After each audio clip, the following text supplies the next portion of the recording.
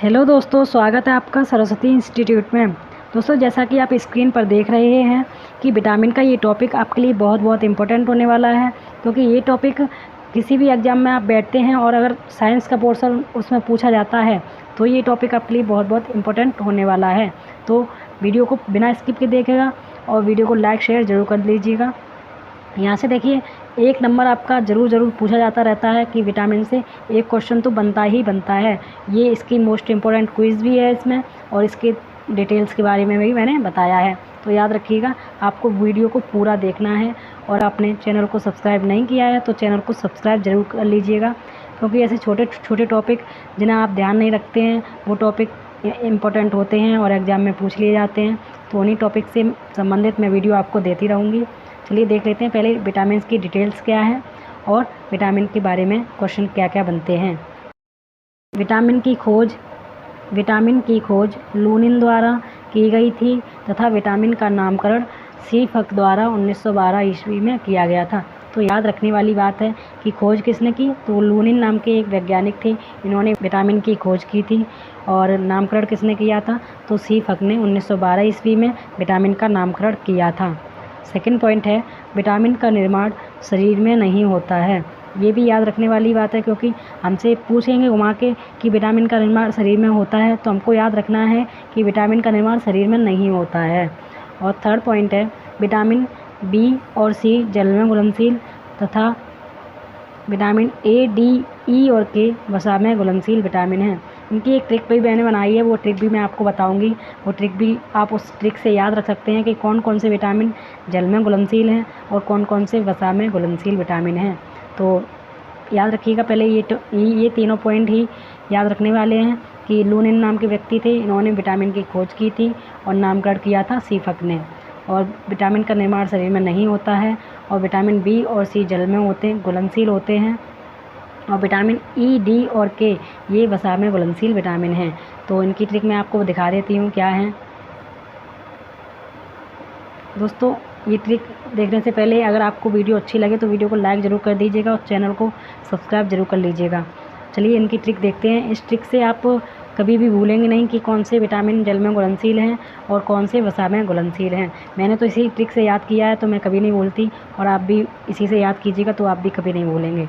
चलिए देखते हैं। इसकी ट्रिक है, वाटर मतलब होता है जल। इसकी ट्रिक से हमने बनाया है वाटर मतलब जल, यानी कि डब्लू ये आ गया वाटर में, और बी सी मतलब विटामिन बी और सी। तो कैसे याद रखना है, वाटर याद रखना है आपको कि वाटर मतलब डब्लू हो गया, और बी से मतलब कि विटामिन बी, और सी मतलब विटामिन सी। तो ऐसे याद रखना है। WBC नाम की जो विटामिन हैं वो जल में घुलनशील होते हैं, और जल में घुलनशील होते हैं कैसे याद रखेंगे, तो W मतलब वाटर होता है, इसलिए ये जल में घुलनशील हो जाते हैं। और वसा में घुलनशील विटामिन की ट्रिक क्या है, तो इनकी ट्रिक देखते हैं। वसा में घुलनशील विटामिन की ट्रिक है कीड़ा।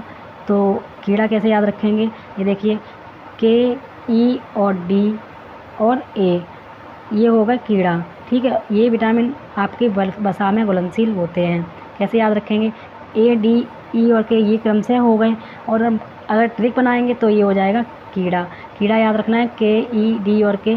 तो इस तरह से आप इन दोनों ट्रिक को याद रखिएगा, इससे आपका क्वेश्चन कभी भी गलत नहीं होगा। मेरा क्वेश्चन तो हमेशा सही होता है, उम्मीद करती हूँ आप भी सही करके आएंगे और आप इस ट्रिक को याद रखेंगे। चलिए देखते हैं इनकी कमी से रोग होते हैं वो कौन कौन से होते हैं। तो ये देखिए, विटामिन ए की कमी से कौन सा रोग होता है, तो रतौंधी नाम का एक रोग होता है, ये विटामिन ए की कमी से हो जाता है। और विटामिन बी की कमी से कौन सा रोग होता है, तो विटामिन बी की कमी से वेरी नाम का एक रोग होता है। और विटामिन सी की कमी से स्कर्वी नामक रोग हो जाता है। और विटामिन डी की कमी से रिकेट्स नामक रोग हो जाता है। और विटामिन ई की कमी से नपुंसकता हो जाती है। और विटामिन के ये थक्का नहीं जमता है, यानी कि ब्लड क्लोटिंग का जो काम होता है, विटामिन के की कमी हो जाती है तो ब्लड क्लोटिंग का काम रुक जाता है। चलिए देखते हैं हमारे क्वेश्चन क्या क्या हैं। पहला क्वेश्चन है, विटामिन ए की कमी से कौन सा रोग होता है। तो मैंने अभी आपको दिखाया ये टेबल बना के कि विटामिन ए की कमी से कौन सा रोग होता है। तो विटामिन ए की कमी से रतौंधी नामक रोग हो जाता है। इसके बारे में थोड़ी डिटेल्स जान लेते हैं क्या है। ये देखिए, विटामिन ए के स्रोत क्या क्या हैं। तो विटामिन ए के स्रोत हैं, ये हमसे पूछे जाते रहते हैं कि कौन सा स्रोत किसका है या कौन से विटामिन का है।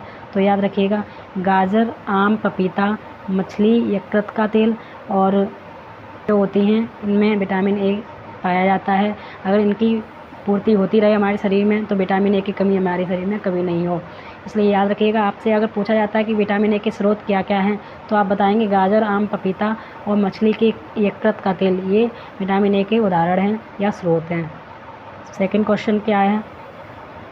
सेकंड क्वेश्चन है, विटामिन बी की कमी से कौन सा रोग होता है? ये याद रखना है। विटामिन बी की कमी से बेरी नामक रोग हो जाता है और इसके जो स्रोत हैं वो देख लेते हैं क्या है। विटामिन बी के जो स्रोत हैं, विटामिन बी के स्रोत पनीर, अंडा, मछली, मांस, ये आदि स्रोत इसके होते हैं विटामिन बी के। तो याद रखिएगा, विटामिन ए के जो स्रोत हैं वो हैं गाजर, पपीता, आम और ये विटामिन बी के स्रोत पनीर, अंडा, मछली और मांस, याद रखिएगा। थर्ड क्वेश्चन क्या है? थर्ड क्वेश्चन है, विटामिन सी की कमी से कौन सा रोग हो जाता है?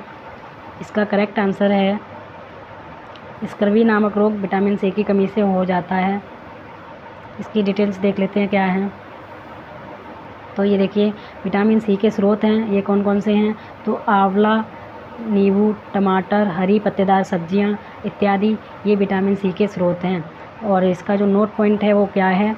सब्जी को काटकर धुलने से विटामिन सी नष्ट हो जाता है। तो ये क्वेश्चन कई बार पूछा गया है कि सब्जी को काटकर धुलने से कौन सा विटामिन नष्ट हो जाता है। तो याद रखिएगा, सब्जी को काटकर धुलने से विटामिन सी नष्ट हो जाता है। और एक और क्वेश्चन बनता है यहाँ से कि खट्टे पदार्थों में कौन सा विटामिन पाया जाता है? तो खट्टे पदार्थों में भी विटामिन सी पाया जाता है। तो याद रखिएगा, ये भी पॉइंट आपके लिए बहुत बहुत इम्पोर्टेंट है।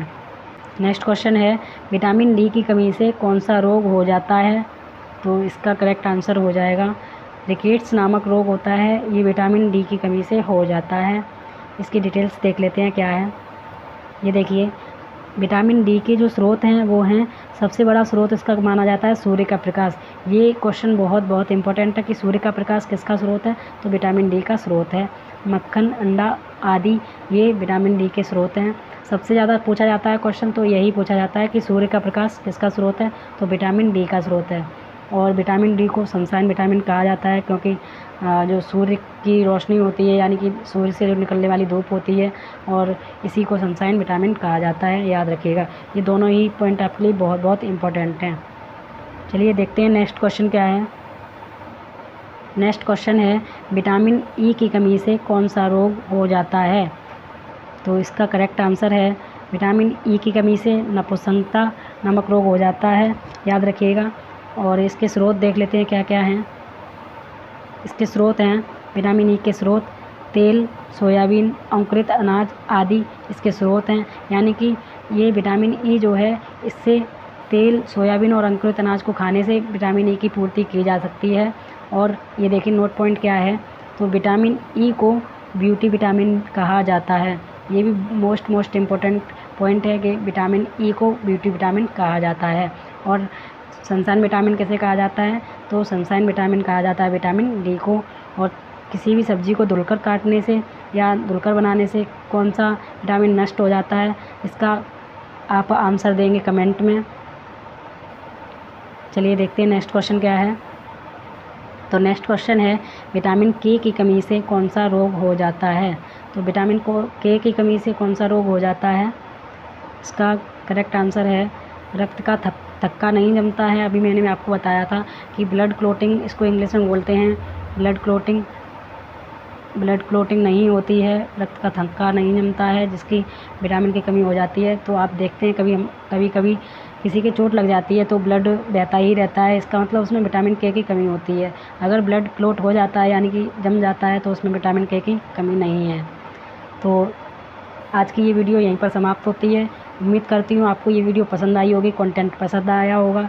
अगर वीडियो आपको अच्छी लगी हो तो वीडियो को लाइक ज़रूर कर दीजिएगा, और चैनल को अभी तक सब्सक्राइब नहीं किया है तो सब्सक्राइब ज़रूर कर लीजिएगा। चलिए मिलती हैं एक नई वीडियो के साथ, तब तक के लिए जय हिंद।